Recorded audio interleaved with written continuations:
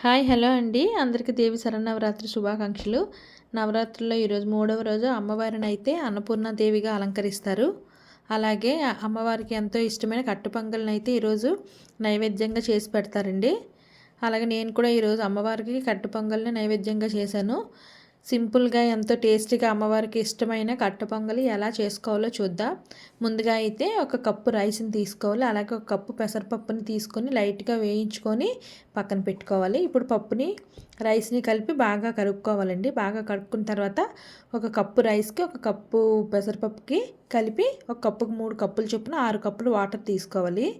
తీసుకొని అందులోనే పసుపు వేసుకొని బాగా కలుపుకోవాలండి. పసుపు వేసి బాగా కలుపుకున్న తర్వాత దానికి కుక్కర్కి మూత పెట్టేసి 3 కానీ 4 కానీ విజిల్స్ వేయించుకోవాలండి. 4 అయినా సరే ఏమీ అవ్వదు. నేనైతే 3 విజిల్సే వేయించాను. బాగానే ఉడికిపోయింది. అందులోనే మనం ఉడకపెట్టుకున్న పప్పు అన్నం కలిపి ఉడకపెట్టుకున్న దాంట్లో కొంచెం సాల్ట్ మనకి ఎంతైతే పడుతుంది అనుకుంటామో అంచనాగా సాల్ట్ వేసేసుకోవాలి. వేసేసుకొని కొంచెం వాటర్ కలుపుకోవాలండి. ఎందుకంటే చల్లారిన తర్వాత ఇంకా ముద్దగా అయిపోతుంది కదా, అందుకని కొంచెం పలచగా ఉండేలాగా కొద్దిగా వాటర్ కలుపుకోవాలి. సాల్ట్ వాటర్ వేసేసి పక్కన పెట్టుకోవాలి.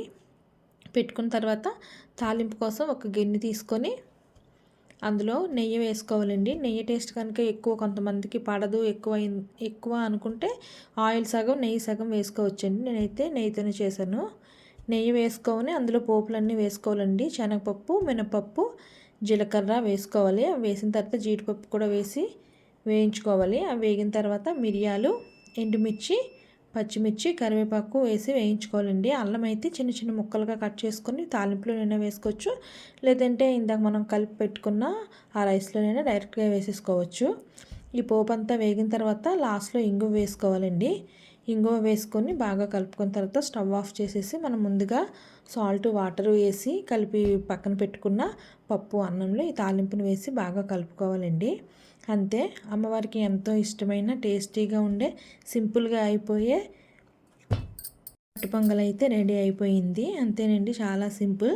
నేనైతే ఈరోజు అమ్మవారికి కట్టు పొంగల్ చేసేసి రెడీ అయిన వెంటనే చిన్న వెండి గిన్నె తీసుకొని అందులో అమ్మవారికి అయితే నైవేద్యం సమర్పించుకున్నానండి.